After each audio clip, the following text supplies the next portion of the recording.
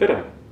Kui sinu artikkel Vikipeedias on valmis ja asub artikli nimeruumis, siis on vaja sellele lisada ka kategooria. Selles videos näitan, kuidas seda teha. Artikli kategooriat näed artikli aluses.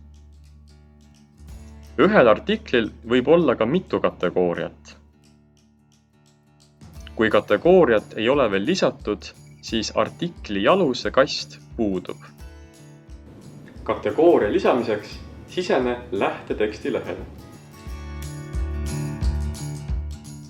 Liigu teksti lõppu ja sisesta kategooria kahekordsetes nurksulgudes. Kui soovid lisada mitu kategooriat, siis iga kategooria sisesta eraldi.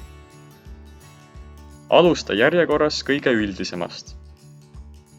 Enne muudatuste avaldamist vajuta Näita eelvaadet nuppu. Saad veenduda, et kõik on õigesti. Artikli aluses on nüüd kategooria kast. Enne kategooria lisamist peab teadma, milliseid kategooriaid on olemas. Kõige lihtsam on vaadata, kuidas on kategoriseeritud sarnased artiklid. Kategooriate nimekiri avaneb, kui otsite Vikipeediast kategooria puu. Seejärel sisestate kasti otsisõna. Nii saate teada, milliseid kategooriaid on olemas.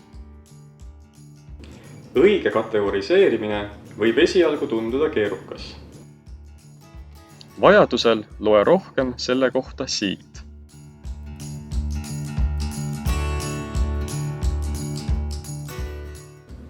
Kui juhtub, et sa kuidagi kategooriat lisada ei oska, siis ära muretse.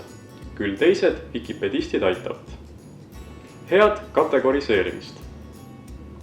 Kui vajad abi veel mõnes teemas, siis siit leiad kõik teised õppevideod. Tänan vaatamast, Vikipeedias näeme!